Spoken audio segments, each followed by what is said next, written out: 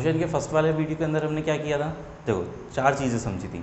सबसे पहले समझा हमने कि रेस्ट क्या होता है, रेस्ट से पहले मोशन समझ लिया था। मान लो कि यार 1-2 चीज़ें आगे पीछे हो गई, सबसे पहले मोशन समझ लिया, फिर रेस्ट समझा था। मोशन मतलब क्या होता है, if a body change its position with respect to a reference body.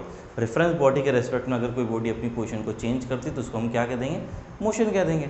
अगर कोई बॉडी अपनी पोजीशन को चेंज नहीं कर रही है with respect to a reference body, तब हम उसको क्या कह देंगे, रेस्ट कह देंगे। फिर इसके बाद हमने समझा था कि स्केलर क्वांटिटीज़ क्या होती हैं। देखो फिजिकल क्वांटिटी को हमने जनरली 2 कैटेगरी में रखा गया, पहली स्केलर क्वांटिटी, दूसरी वेक्टर क्वांटिटी। क्या होती है स्केलर क्वांटिटी, ऐसी क्वांटिटी जिसको सिर्फ और सिर्फ मैग्नीट्यूड की रिक्वायरमेंट हो अपना सेंस कंप्लीट करने के लिए, उसको क्या करेंगे, स्केलर क्वांटिटी। जैसे एग्जांपल के लिए मैंने एग्जांपल भी दिया था उस लेक्चर में कि अपने पास मास है, मार्कर, इसका मास मेजर करना है, तो इसमें डायरेक्शन की रिक्वायरमेंट है क्या, नहीं यार, डायरेक्शन की ज़रूरत क्या पड़ेगी, सीधा सीधा मास है, 100 ग्राम मास हो गया।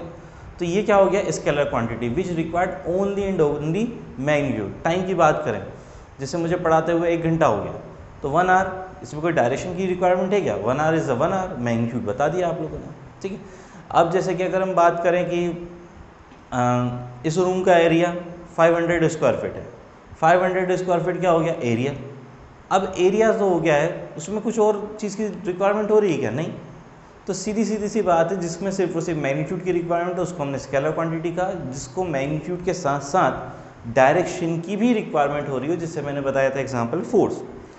मैंने बताया था कि यहाँ पे हम 5 न्यूटन का फोर्स लगा रहे हैं, 10-15 अलग अलग लोगों को बुलाया, कोई ऐसे फोर्स, कोई ऐसे फोर्स, कोई इधर, ऐसे डायरेक्शन में लगा कर चला जाएगा, तो इसका मतलब काम इनकम्प्लीट हुआ। काम इनकम्प्लीट हुआ तो ये क्या हो गया कि इसमें और इंस्ट्रक्शन की ज़रूरत हो रही। क्या इंस्ट्रक्शन की ज़रूरत हो रही, डायरेक्शन। तो वो फिजिकल क्वांटिटी जिसमें मैग्नीट्यूड के साथ साथ डायरेक्शन की भी रिक्वायरमेंट हो, उसे हम क्या कहते हैं, वेक्टर क्वांटिटी।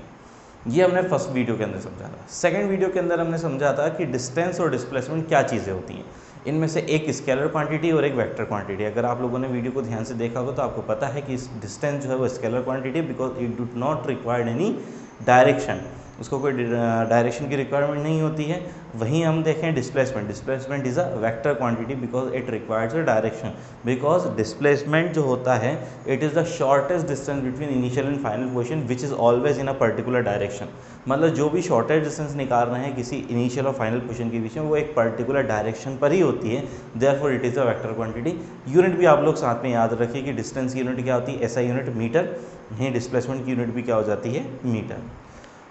एक बात और थी कि डिस्टेंस कभी भी कम नहीं हो सकता है डिस्प्लेसमेंट से, डिस्टेंस कभी भी कम नहीं हो सकता है डिस्प्लेसमेंट के, किसी किसी केस में बराबर भी हो सकता है। किस केस में बराबर हो जाएगा, अगर कोई बॉडी स्ट्रेट लाइन में मोशन कर रही है तो उस केस में डिस्टेंस एंड डिस्प्लेसमेंट दोनों क्या होते हैं, इक्वल हो जाते हैं। यहीं अगर हम बात करें डिस्प्लेसमेंट की, तो displacement can not be greater than as compare to the distance. Distance से कभी ज़्यादा नहीं हो सकता, बराबर भी हो सकते हैं, लेकिन डिस्प्लेसमेंट विल ऑलवेज इक्वल और lesser than as compare to distance. इतनी सारी बातें हो गई थी हमारी। आज की क्लास में हम अपन पढ़ने वाले हैं स्पीड।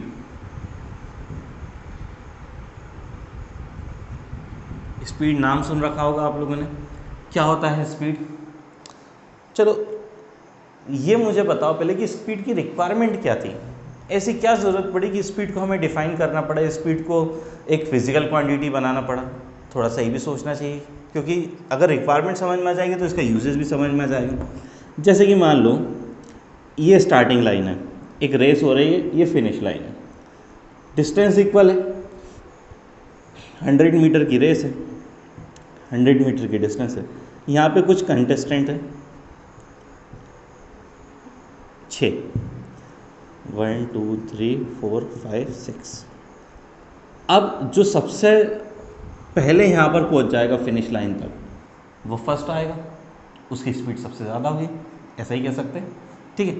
अब इसमें क्या चीज़ सेम रही, जैसे कि मान लो पहले वाले को 10 सेकेंड लगे,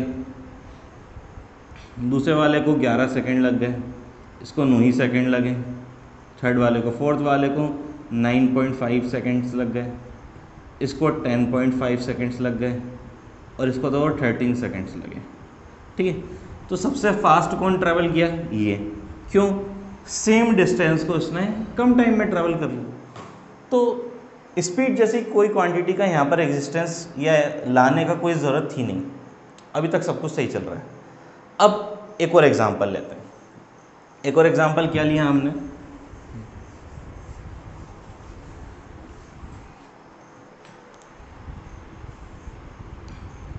ये और बी पॉइंट हो गया है। यहाँ पे कोई पर्सन है जो चलना स्टार्ट करता है, ये 100 मीटर ही है और ये इसने 13 सेकेंड्स में ट्रैवल कर ली। ये सी हो, ये डी हो गया है, ये 500 किलोमीटर है और ये इसने कुछ 28 आवर्स में कंप्लीट किया। कितना? 28 आवर्स में। तो आप सिर्फ देखकर बता सकते हैं कि दोनों में से ज़्यादा फास्ट कौन होगा? बताओ, देखकर तो नहीं बता सकते। बता सकते हैं क्या? बिल्कुल नहीं बता सकते। देखकर इसको नहीं बता सकते कि दोनों में से ज़्यादा फास्ट कौन है। क्यों नहीं बता सकते? क्योंकि हमें ये नहीं पता है कि इन दोनों में से यूनिट टाइम में ज़्यादा डिस्टेंस किसने ट्रैवल किया। क्योंकि देखो, दोनों के लिए टाइम भी डिफरेंट हो गया, दोनों के लिए डिस्टेंस भी डिफरेंट हो गई। अब जब दोनों में से कोई भी एक चीज़ सिमिलर नहीं है तो हम कंपेयर कैसे करें? तो कंपेयर करने का तरीका ये हुआ, किसी एक चीज़ को सिमिलर बनाओ। तो एक चीज़ को सिमिलर कैसे बनाया हमने? देखो, 13 सेकेंड्स में 100 मीटर ट्रैवल किया ना, तो 100 मीटर डिवाइड बाय 13, तो इससे आ जाएगा कि यूनिट टाइम में कितना डिस्टेंस ट्रैवल किया। यूनिट टाइम में डिस्टेंस ट्रैवल,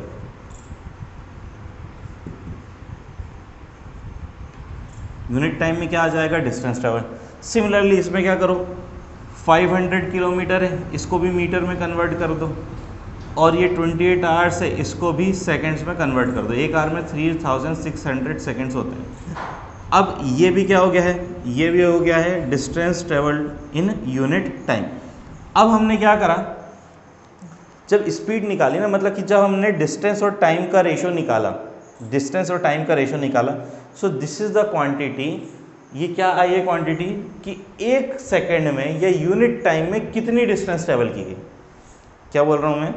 जब हमने क्या निकाला, डिस्टेंस और टाइम का रेशो निकाला, तो ये क्या क्वांटिटी आई है? Distance travel by body in a unit time. Unit time में कितनी डिस्टेंस ट्रेवल की गई वो आया, और इसी क्वांटिटी को नाम दिया गया स्पीड का। स्पीड का एग्जिस्टेंस समझ में आया कि हमारे पास क्या था कि पहले एक टाइम पर क्या था कि यार डिस्टेंस सेम हो गई या फिर टाइम सेम हो गया, तो कंपेयर करने में आसानी हो गई। लेकिन किसी किसी केस में क्या हुआ है, डिस्टेंस भी डिफरेंट है, देख सकते हो, टाइम भी दोनों में क्या है, डिफरेंट है। तो कंपेयर कैसे करें? कंपेयर ऐसे करें, किसी एक क्वांटिटी को सेम बनाओ। तो सेम हमने क्या बनाया है, टाइम। मतलब कि इधर 13 सेकेंड्स में 100 मीटर है तो यूनिट सेकेंड में निकाल कर बताओ। यूनिट सेकेंड में कैसे निकालेंगे, 100 डिवाइड बाय 13। सिमिलरली यहाँ पर 500 किलोमीटर है, 500 किलोमीटर 28 आवर्स में ट्रेवल करा, तो यूनिट टाइम मतलब यूनिट सेकंड में किस साथ ट्रेवल करेगा, 500 किलोमीटर को मीटर में कन्वर्ट करने के लिए 1000 से मल्टीप्लाई डिवाइड बाय 28। अब 28 आर है, इसको भी सेकंड में कन्वर्ट करना है, तो देन 3600 से भी इसको 28 को मल्टीप्लाई करा दिया। तो अब ये जो दोनों क्वांटिटी आई हैं, this is the distance travel by body in a unit time. एक सेकेंड में किसने डिस्टेंस ट्रेवल की है। दोनों में से जो ज़्यादा क्वांटिटी हो वही हमारा सही आंसर हो जाएगा। तो आप चाहे तो उसको सॉल्व भी करके देख सकते हैं, ये दोनों में से ज़्यादा फास्ट कौन है। ये ज़्यादा फास्ट है, ये ज़्यादा फास्ट है, आई थिंक ये ज़्यादा फास्ट आनी चाहिए। और 5 18 और डिवाइड कर सकते हैं, इसको 2 से डिवाइड करते चलो, मेरे ख्याल से ये ज़्यादा फास्ट आ जाएगी। ठीक है, ये ज़्यादा फास्ट आएगी। तो it means the first case, in the first case speed is higher. Speed मतलब क्या हुआ कि यूनिट टाइम में किसने ज़्यादा डिस्टेंस ट्रेवल की है। तो स्पीड की डेफिनेशन चाहे तो आप नोट कर सकते हैं, the distance travel by body in a unit time. Distance travel by body in a unit time is called speed. Distance travel by body in a unit time is called speed. क्या मतलब हुआ speed का? क्यों निकाला हमने speed? क्योंकि हमें किसी एक क्वांटिटी को क्या करना था, सेम बनाना था, ताकि हम कंपेयर कर सकें। तो उसके लिए हमने किसको सेम बनाया है, टाइम को। टाइम को कैसे सेम बनाया भैया, टोटल टाइम से डिवाइड कर दो। तो स्पीड का फॉर्मूला क्या बन जाता है, स्पीड इज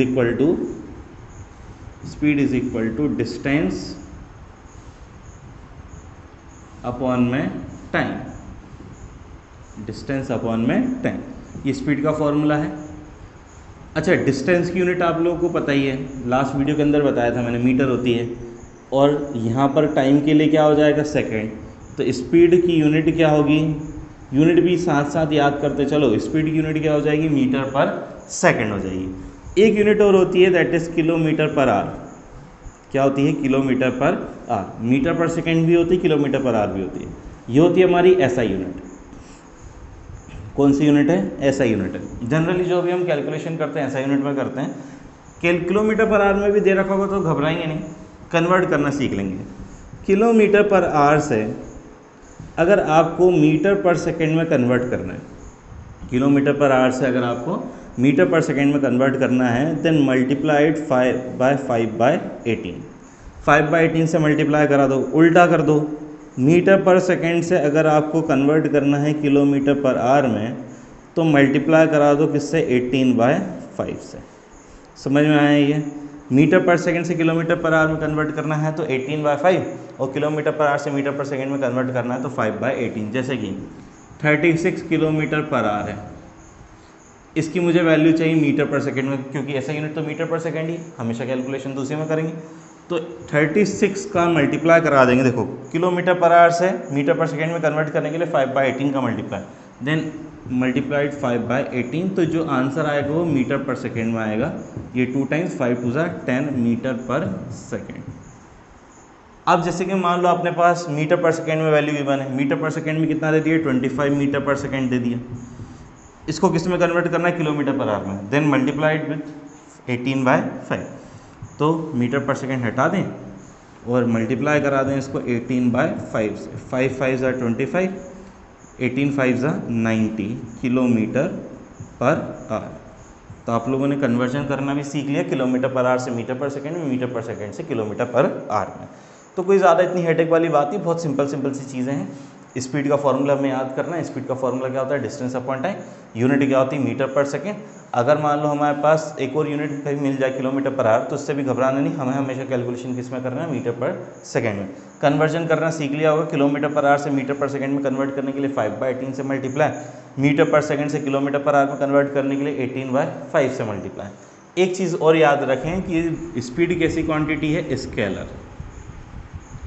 कैसी क्वांटिटी, स्केलर। रीज़न, डिस्टेंस भी स्केलर, टाइम भी स्केलर।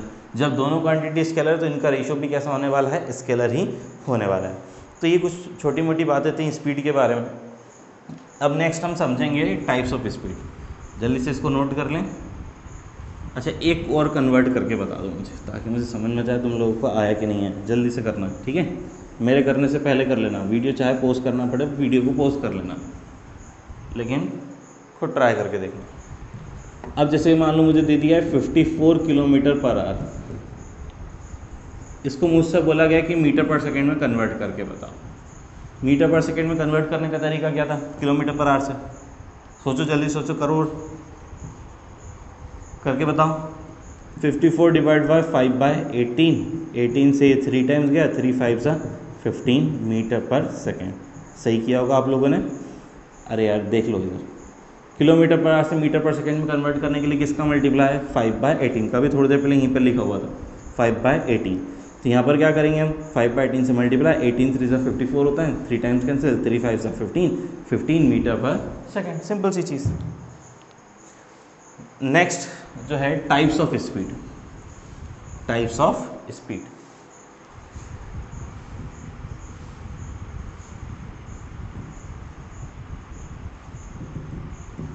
स्पीड कितने टाइप की होती है, 4 तरीके की है। फर्स्ट है यूनिफॉर्म स्पीड, सेकंड है नॉन यूनिफॉर्म स्पीड, थर्ड है एवरेज,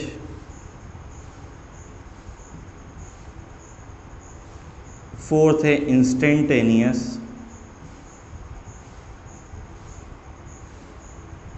स्पीड। 4 टाइप्स की स्पीड हो गई, uniform, non uniform, average and instantaneous. Uniform speed का समझते हैं अपन सबसे पहले। यूनिफॉर्म स्पीड समझने से पहले हम यूनिफॉर्म वर्ड का मतलब समझ लेते हैं। यूनिफॉर्म मतलब क्या होता है। आप सभी लोग स्कूल गोइंग स्टूडेंट्स हैं। स्कूल में क्या चलती है? यूनिफॉर्म। यूनिफॉर्म का मतलब क्या होता है? यूनिफॉर्म का मतलब हुआ जैसे कि क्लास में सभी लोगों ने एक जैसे कपड़े पहन रखे हैं, ठीक है, एक जैसे क्लॉथ पहन रखे हैं, तो एक जैसा है मतलब यूनिफॉर्म है। समझ में आया? अरे स्कूल ड्रेस जो है, स्कूल जो ड्रेस है वो कैसी, सभी के लिए एक जैसी है, इसीलिए उसको बोल दिया है स्कूल यूनिफॉर्म, जबकि वो है एक्चुअली क्या, ड्रेस है, सभी के पास एक जैसी है, इसीलिए बोल देते हैं यूनिफॉर्म। तो यूनिफॉर्म वर्ड का मतलब होता है एक जैसा, सेम, थ्रू आउट द क्या रहे, सेम रहे। स्पीड, एक जैसी स्पीड। अब कैसा हुआ है इसका एग्जांपल से समझ लेते हैं। एक कोई पॉइंट है ए, एक कोई पॉइंट है बी, इनके बीच में बहुत सारे पॉइंट्स है, सी डी ई एफ, ऐसे मान लो सी डी ई एफ, ठीक है। सभी के बीच की जो टाइम है वो क्या लग रहा है, कोई पार्टिकल है, एक बॉडी जो है ए से सी तक जाती है, फिर सी से डी तक जाती है, फिर डी से ई तक जाती है, फिर ई से एफ तक जाती है, फिर एफ से बी तक जाती है। सभी के बीच की डिस्टेंस 10 मीटर है। डायग्राम में लग नहीं रहा होगा इक्वल, लेकिन मान लो यार थोड़ी देर के लिए 10 मीटर, सभी के बीच की डिस्टेंस इक्वल हो गई। इतना भी क्या वो मतलब तकलीफ दो यार, ठीक है। अब देख लो यार कि ये क्या है, 10 metre 10 metre 10 metre 10 metre 10 metre, सभी के बीच की डिस्टेंस कांस्टेंट हो गई। और टाइम भी क्या लग रहा है, 5 सेकेंड्स 5 सेकेंड्स 5 सेकेंड्स 5 सेकेंड्स, इधर भी क्या लग रहा है, 5 सेकेंड्स लग रहा है। तो बताओ same distance is travelled by in same time, same distance को कितने में ट्रेवल कर रहा है, सेम टाइम में। तो स्पीड इधर कितनी आएगी, ए से सी तक, ए से सी तक स्पीड निकालेंगे, क्या फॉर्मूला लगाकर, distance upon time. Distance will be 10 metre, time will be 5 metre, तो स्पीड कितनी आ जाएगी, 2 metre per second. 2 metre per second, देख लो यार, 2 metre per second, 2 metre per second, 2 metre per second. Speed is constant, same, uniform. Speed कैसी है, एक जैसी है पूरी जर्नी में, इसलिए इसका नाम क्या रख दिया गया है, यूनिफॉर्म स्पीड। इसकी डेफिनेशन कैसे लिखेंगे हम, वो समझ लो। If a body covers equal distance, if a body covers equal distance in equal interval of time, if a body covers equal distance in equal interval of time, then the speed is called uniform speed. उस speed को क्या कह देंगे हम, uniform speed. तो non uniform कैसी होगी, non uniform speed में क्या होगा, ऑब्वियसली बात, सोचो, यूनिफॉर्म मतलब एक जैसा है, तो नॉन यूनिफॉर्म मतलब एक जैसा नहीं होगा, तो किसी ना किसी चीज़ को तो सेम रखना पड़ेगा, देखो यार, अदरवाइज आप कंपेयर नहीं कर पाओगे, ठीक है। यहाँ पर चलो 10 मीटर ही मान लेते हैं, यहाँ पर कितना हो गया, 7 मीटर हो गया, यहाँ पर कितना हो है, 12 हो गया, यहाँ पर 18 मीटर हो गया, यहाँ पर और कितना हो गया, ब्रेक लगा दिया, मान लो 5 मीटर ही हो गया। अब डिस्टेंस सेम आएगी क्या, मतलब डिस्टेंस अलग अलग है, टाइम सबका सेम है, स्पीड क्या आने वाली, इधर तो 2 मीटर पर सेकेंड हो गई, अब इधर कितनी हो जाएगी, इधर हो गई 1.4 मीटर पर सेकेंड, इधर कितना हो गया, इधर हो गया 2.4 मीटर पर सेकेंड, यहाँ पर कितना है, यहाँ पर है 3.6 मीटर पर सेकेंड, यहाँ पर कैसे आया 1 मीटर पर सेकेंड। कैसे निकाला, speed equal to distance upon time, distance upon time, distance upon time, यहाँ पे भी डिस्टेंस अपॉन टाइम और लास्ट में भी डिस्टेंस अपॉन टाइम।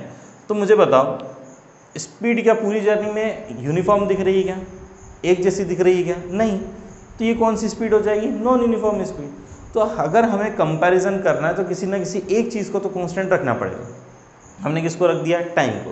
तो इसकी डेफिनेशन क्या बनने वाली, नॉन यूनिफॉर्म स्पीड की, if a body covers unequal distance, अरे सामने लिखी हुई, इसे बस पढ़ना आना चाहिए। If a body covers unequal distance in equal interval of time, if a body covers unequal distance in equal interval of time, then the speed is called non uniform speed. तो स्पीड कैसी कहलाएगी, non uniform speed, ठीक है। अब क्या करा हमने, average speed के बारे में समझते हैं। उससे पहले एक काम करके देख लेते हैं, देखो टोटल टाइम निकाल कर देखो, 5 इंटरवल है, 5 × 5 that is equal to 25 seconds, या 25 सेकेंड। टोटल डिस्टेंस काउंट करके देख लो, 10, 7, 17, 17 और 18, 35, 35 और 5, 40, 50, 52, 52 मीटर डिस्टेंस आ गई है, ठीक है, 52 ही आएगी ना, 17, 18, 35, 35, 40, 50, 52, ठीक है, 52 मीटर आएगी। अब देखो क्या हुआ है कि 52 मीटर तो टोटल डिस्टेंस ट्रेवल करी है, और टोटल टाइम कितना हुआ है 25 सेकेंड। डिवाइड कर देते हैं, ठीक है, दोनों को डिवाइड करते हैं तो आंसर कितना आएगा यहाँ पर 2.01 समथिंग अपन ले लेते हैं, अभी 2.09 समथिंग कुछ ऐसा आने वाला है, 2.2 ले लेते हैं यार एग्जैक्ट। इसको थोड़ा सा मैं और करेक्ट कर दूँ, यहाँ पर 18 के प्लेस पे अपन ले लेते हैं 16, तो अभी क्या हो जाएगा 50 हो जाएगा, ठीक। 50 के से आया अपने पास 2 मीटर पर सेकेंड और यहाँ पर हो जाएगा ये 3.1। अब आप देख सकते हैं पूरी जर्नी में स्पीड कांस्टेंट नहीं है, ठीक है, लेकिन क्या करोगे अगर आप पूरी जर्नी को 2 मीटर पर सेकेंड की स्पीड से ट्रैवल करोगे देन 25 सेकेंड में भी 50 मीटर ही चलोगे। क्या कहने का मतलब हुआ कि अगर अपन ए पॉइंट से बी पॉइंट तक जा रहे हैं, कभी हम 10 मीटर ट्रैवल कर रहे हैं 5 सेकंड में, कभी 7 मीटर ट्रैवल कर रहे हैं 5 सेकंड में, कभी 5 सेकंड में 12 मीटर ट्रैवल कर लिया, कभी 5 सेकंड में 16, कभी 5 सेकंड में 5 मीटर ट्रैवल कर लिया, तो हर टाइम आपकी स्पीड क्या हो रही है, चेंज हो रही है। लेकिन ये तो क्या कहला रही है, नॉन यूनिफॉर्म स्पीड। मुझे चाहिए यूनिफॉर्म डेटा, तो यूनिफॉर्म डेटा कैसे मिलेगा, हमने क्या करा भैया, टोटल डिस्टेंस को ऐड कर लिया that is 50 metre, total time को ऐड कर लिया दैट इज़ 25 मीटर, दोनों को डिवाइड कर लिया। दोनों को डिवाइड करने से आंसर क्या है 2 metre per second. And now we can say that if you start your journey from with 2 metre per second speed and travel this whole journey with the same speed, then it will take the same time as that of the previous one। क्या कहने का मतलब हुआ, अगर आप आपकी journey ए से B तक जो आपकी जर्नी है वो 2 मीटर पर सेकेंड की स्पीड से स्टार्ट करते हैं और पूरी जर्नी कांस्टेंट स्पीड से ही ट्रैवल करते रहते हैं, कांस्टेंट स्पीड से ट्रैवल कर रहे हैं, कोई चेंजेस नहीं है, तब भी आप 25 सेकेंड्स में सेम डिस्टेंस ही कवर कर पाएंगे। तो मतलब ये एक्चुअल में क्या थी, नॉन यूनिफॉर्म स्पीड। हमने इसको किस में कन्वर्ट कर दिया, यूनिफॉर्म स्पीड में। क्या निकाल कर, एवरेज। तो एवरेज स्पीड की ज़रूरत कहाँ हुई, to convert non uniform speed into uniform speed. Non uniform speed से हम कोई डेटा इंटरप्रेट नहीं कर पाएंगे, इससे हमारा कोई यूटिलाइजेशन नहीं होगा डेटा का। हम किसका यूटिलाइज कर सकते हैं, यूनिफॉर्म स्पीड के डेटा का। तो हमने क्या करा, ये जो हमारे पास नॉन यूनिफॉर्म डेटा था इसको यूनिफॉर्म डेटा में कन्वर्ट किया बाय फाइंडिंग एवरेज। तो एवरेज स्पीड का काम क्या है, to convert non uniform speed into uniform speed. समझ में आ गया आप लोगों को एवरेज स्पीड की ज़रूरत क्यों हुई, क्योंकि हमारे पास जो डेटा था वो नॉन यूनिफॉर्म था, हम इसको कन्वर्ट करना चाहते हैं यूनिफॉर्म डेटा में या यूनिफॉर्म स्पीड में, तो हमने क्या करा, एवरेज स्पीड को निकाल लिया, सीधी सी बात, ठीक है। तो एवरेज स्पीड का फॉर्मूला क्या हो जाता है, एवरेज स्पीड का फॉर्मूला होता है total distance upon total time. बहुत ही सिंपल सा फॉर्मूला है। अब स्पीड कोई भी हो, यूनिट तो क्या रहने वाली है, ऐसा यूनिट मीटर पर सेकेंड, ऐसे यूनिट क्या रहेगी हमेशा, मीटर पर सेकेंड। लास्ट बच रही इंस्टेंटेनियस स्पीड, बहुत ही छोटे से इंटरवल में, particular instant, speed at a particular instant, speed at a particular instant. आप लोगों ने कभी ना कभी कोई भी व्हीकल तो चलाया होगा, ठीक है, बाइक, कार, स्कूटर, कुछ भी चीज़ें चलाई होंगी। तो उसमें क्या होता है कि जैसे आपने कभी गाड़ी रुकी हुई है, स्पीड जो मीटर होता है वो 0 पे बताएगा, थ्रॉटल दिया, स्पीड बढ़ी, तो अब उस पर्टिकुलर इंस्टेंट पे जाके स्पीड जो है 10 मीटर पर सेकेंड हो गई, फिर और थ्रॉटल दिया, फिर उसके बाद स्पीड 20, 30, 40। तो ये क्या बता रहा है, speed at a particular instant, किसी एक पर्टिकुलर इंस्टेंट पर जो स्पीड होगी that is called as instantaneous speed. इसका क्या यूटिलाइजेशन है वो आगे जाके समझ में आएगा, अभी हमारे पास ज़्यादा कोई यूटिलाइजेशन नहीं है, बस आप इतना ध्यान रखें, speed at a particular instant is called instantaneous speed. इसका फॉर्मूला क्या होता है, इसका फॉर्मूला होता है इंस्टेंटेनियस स्पीड का, इसको ऐसे लिख देंगे, speed instantaneous is equal to ds/dt। अब ये ds/dt मतलब क्या हुआ, बहुत small distance in a small interval of time. d अगर किसी भी चीज़ के आगे लग जाता है तो ये बताता है स्मॉल चेंज को, स्मॉल चेंज। अगर किसी भी क्वांटिटी के आगे ये d लगा हुआ है तो वो किसको बताएगा, बहुत ही स्मॉल चेंज को। तो यहाँ पर किसके आगे लगा हुआ है, s इज वॉट, यहाँ पर x मान लो यार, s मतलब स्पीड अगर आपने लिखा था तो dx/dt मतलब change in, small change in distance upon small change in time. इसको क्या बोल दिया जाएगा, इंस्टेंटेनियस स्पीड कह दिया जाएगा, ठीक है। आई थिंक आप लोगों को सारे टाइप की स्पीड समझ में आ गई होगी। एक बार फास्ट फॉरवर्ड में हम रिवाइज कर लेते हैं क्या क्या पढ़ा था हमने। सबसे पहले देखो पढ़ा स्पीड। स्पीड मतलब क्या हुआ, कि यूनिट टाइम में कितना डिस्टेंस ट्रेवल करा, उसको हमने क्या कह दिया स्पीड। कितने टाइप की स्पीड होगी, यूनिट क्या थी स्पीड की, मीटर पर सेकेंड, स्केलर या वेक्टर, स्केलर क्वांटिटी। उसके बाद कितने टाइप की स्पीड हो गई, 4 टाइप्स की speed, uniform, non uniform, average, instantaneous. Uniform क्या थी, सेम डिस्टेंस ट्रेवल करे, सेम इंटरवल ऑफ टाइम, सब कुछ सेम एक जैसा, उसको क्या बोल दिया uniform speed. Non uniform same time में, क्योंकि हमें किसी ना किसी चीज़ को सेम रखना था ताकि कंपेयर आसानी से कर सकें। सेम टाइम में अगर डिफरेंट डिस्टेंस ट्रेवल की जाए तो उस स्पीड को कहते हैं non uniform speed. Then average, average मतलब क्या हो जाएगा, if to convert non uniform speed into uniform speed हमने क्या निकाली एवरेज, और एवरेज का फॉर्मूला क्या होता है total distance upon total time, और जितनी भी स्पीड है सबकी यूनिट क्या रहने वाली मीटर पर second. And at the last instantaneous speed, speed at a particular instant is called instantaneous speed. किसी भी पर्टिकुलर इंस्टेंट पे जो स्पीड होगी उसको इंस्टेंटेनियस स्पीड कह दिया जाएगा। इसके जो नेक्स्ट वीडियो होगा उसके अंदर हम velocity and types of velocity को समझने वाले हैं।